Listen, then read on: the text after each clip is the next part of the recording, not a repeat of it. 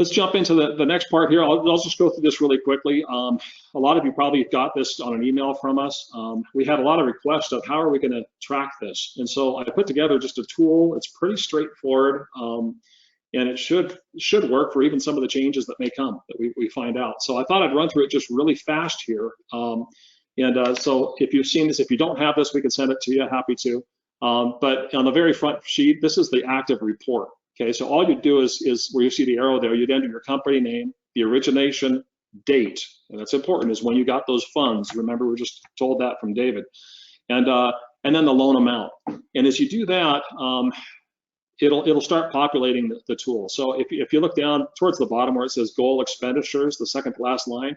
So I used 100,000 just so the math's easy to do in our head here, but it'll automatically divvy up that your goal to spend is at least 75,000 in payroll, 25,000 in non-payroll.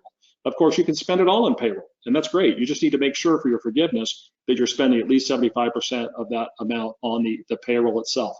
Once that's set up, you go to the next tab. Actually, on the bottom of that report, it actually has a breakdown of what each category is that you'll be using in the expense report. And so you can reference that. If something else comes out that can count towards payroll costs or something else, just use one of these buckets to put it in that's appropriate, whether it's a payroll or a non-payroll type expense, and it would still work. So the second tab on the tool is basically just your expense log. Very straightforward. If you look at the gray section there, that's coming over automatically from when you enter it on the front sheet. So it shows there the date I had put was 4/22. And by the way, I'm going to go back 2 screens. When you put that in the yellow part of 4/22, 2 spaces down, it showed that you have till June 17th to spend it. Okay, so it's going to give you that date, which is your goal date to spend this by. So I'm going back here to the expense log. So what you're going to do is all these other all the fields are locked that would mess up the form. So you only have access to the parts you really be able to fill out. So it's kind of foolproof here. So you'd put in like on row number 4 there, you'd put in the date, put in your check number, what you wrote it to, and the expense type. If you look down at the bottom of the expense type, there's one there that says payroll cost. You'll see there's a drop down. All of these have a drop down. You can only select the drop down, and the reason for that is it's going to automatically calculate it back on that original sheet to put it in the right bucket so that we know what you've spent, or you know what you've spent so far. Then you'll put in on the outgoing and expense.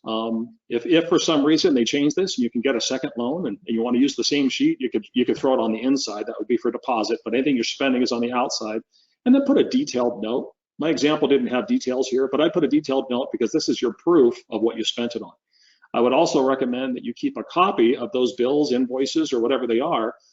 Even if you go old school and stick it in a 3-ring binder, or a folder, just make sure you have it all together so that if you do get audited at some point on this, or if you have to show this to your bank, you can say, hey, here's my report I printed, here's all my expenses, and you should be good to go.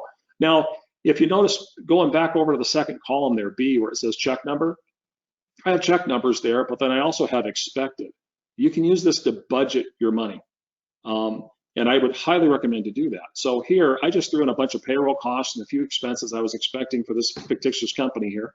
By doing that, then I can really see is how long is this going to last me? Am I going to get it spent in 8 weeks? And I can start planning on, hey, are there other expenses I need to pay? What can I, what can I use within this? And it will help us know where you're at. So you can use this for budgeting and for real time as you go.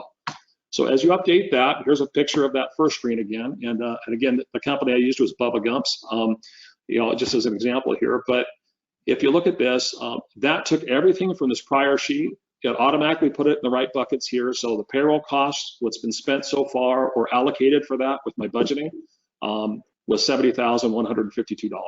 Okay, rent was $7,000. You can see the numbers going down. It'll give me my totals, and then on the very bottom 2 lines, again, you're seeing that what's my goal expenditure to hit and what did I actually reach. So on this, if you look at payroll, I spent $2 more than the $75,000. That's fine. As long as you're spending 75% of that, that's going to go towards that forgiveness. However, on the non-payroll side, I've only expensed $18,000 of what I had a budget of $25,000 I could spend. So I'm still about $18,000 sitting there. If this ends up being all my expenses, that $17,998 is what I would owe as a loan.